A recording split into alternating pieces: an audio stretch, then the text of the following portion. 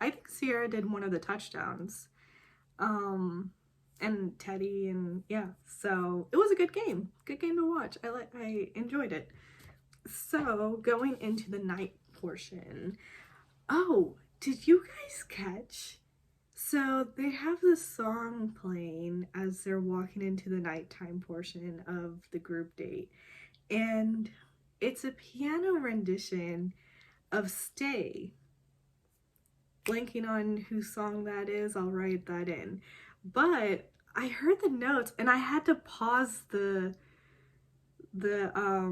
show because I'm like, I know this, and I'm just like going over the notes and then like continuing on from the chorus that they were playing, and then the song came to me and I was like, oh my goodness, I don't know if they've done that ever before. I feel like they've always had like generic music, whether it be like villainry or fun stuff or romantic things, whatever, but it was always this sort of generic sort of sound. I know that there are other dating shows that will have actual pop songs or other songs. You know, they get the rights to have them in the show, but The Bachelor doesn't do that, except for having the actual artists come and perform for those sort of one-on-one date nights.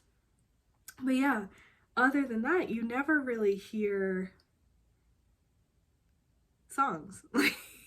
So anyway, I heard it, caught on it, and was like, oh, okay, this might be something they're sort of sort of like in Bridgerton, where they have popular pop songs, but they have the orchestra doing it instead of obviously music and you hear the lyrics or anything like that. So it just modernizes a little bit what you're watching. Anyway, I liked it. I hope they continue doing that.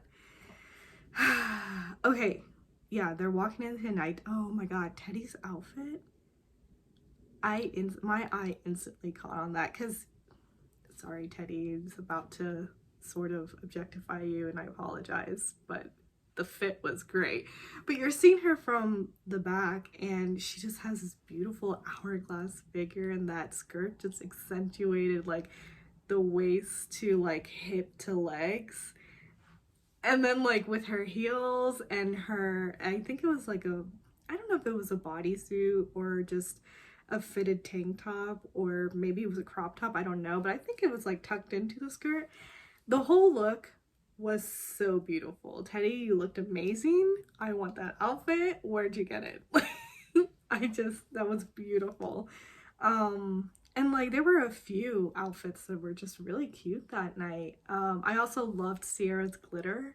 I really do. It reminded me of I grew up a competitive dancer, so we would, you know, put glitter all all over for our performances. So yeah, just it reminds me of that era, you know, sort of early 2000s. And hey, if that's coming back, I'm all here for it. A little bit of like pixie dust, why not?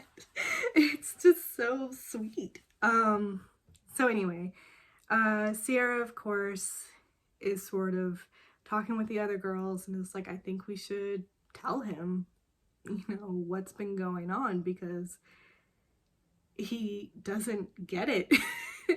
Basically. And the girls are sort of agreeing. When we see clips of one-on-one times, you sort of notice that Sierra brought it up. Again, it was like, I think she brought it up in a great way. They had a good conversation about it. Clayton was just sort of thrown off because he thought with Elizabeth going home, that drama would have ended.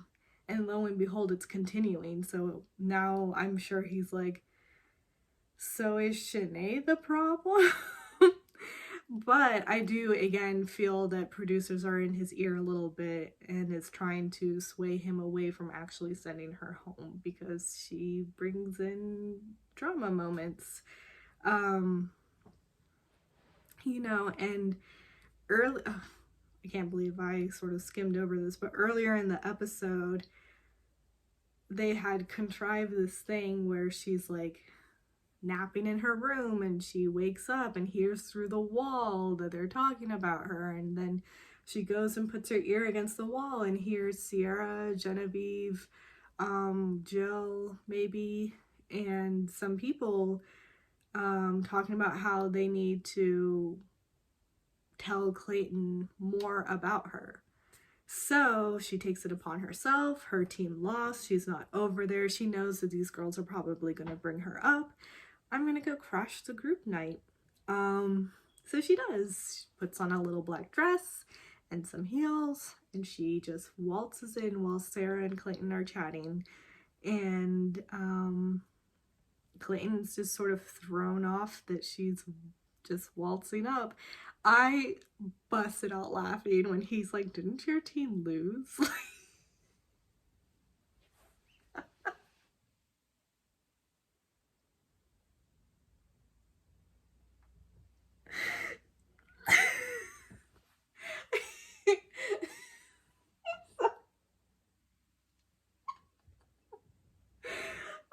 I feel like I feel like that there just shows that he's not really into Shanae. I don't think there's any connection over there.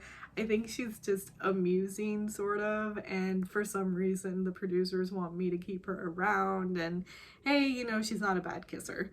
So he like talks to her for a little bit and then just immediately leans in to kiss, because it's like, all right, we can stop talking now.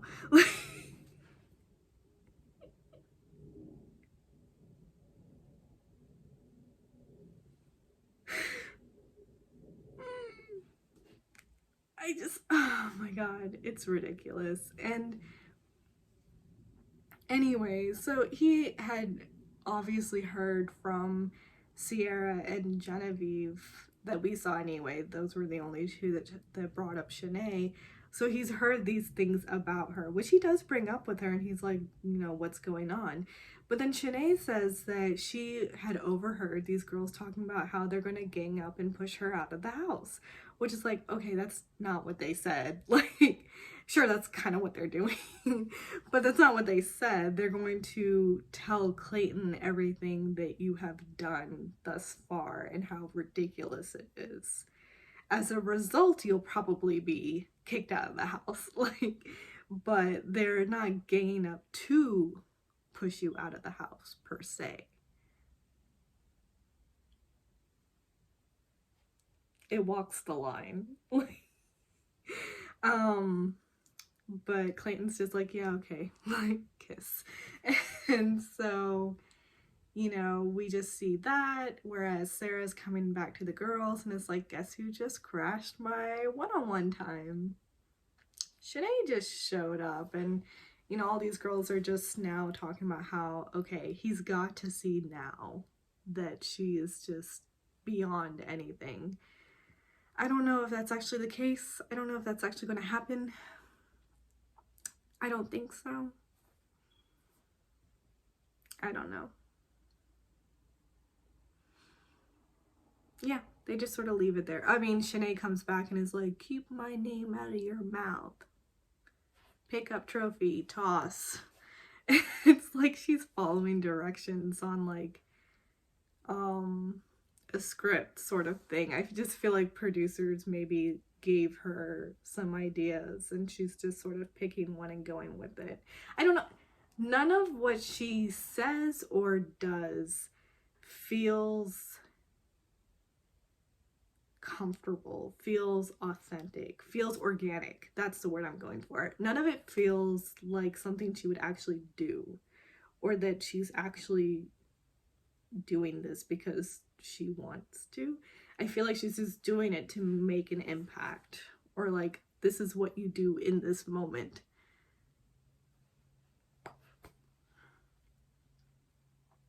I don't know. I don't know where it's going. I feel like I'm trying to think about next week and what they sort of teased in previews, which you can never really go by because they set things up and then things don't happen. But it seems that Genevieve and Shanae are going to be on a 2-on-1. whether that actually happens is yet to be seen. But that was week 4. Yeah. Overall, I think it was a good episode. And again, we got a little bit of romance with Rachel, but also we had that moment with Teddy. And there was a moment with Sarah that was brought up in the credits. That was just awkward story, but you know, she's laying it out there, and why not? But yeah, I feel like they had a moment over there where they're, you know, sort of teasing each other, or just like the banter and stuff, and I almost got more from this little scene with them than I did on their whole one-on-one date. Because remember, theirs was last week. They had the one-on-one, and it was just, they were talking about how, oh, they can really rely on each other to get through things. And it's just like, what did you guys get through in that day? There was not, anyway, so I didn't get it last week, but in this little clip, I'm getting it. And like, they had that little clip on the first episode where they were bashing the printer together. These little clips are showing me, oh, okay, there is a relationship over here. So don't count out Sarah. I'm not sure what's gonna happen, but I feel like Sarah, Rachel, Teddy are his front runners. And then like wild cards, or people who might sneak up, might be like Genevieve, Susie, and Serene. Oh, or Eliza. Yeah. We didn't really see much of her this episode, but she could be another person. Yeah. We'll have to see. And with that, yeah. That's about it. Cool. Well, toodles.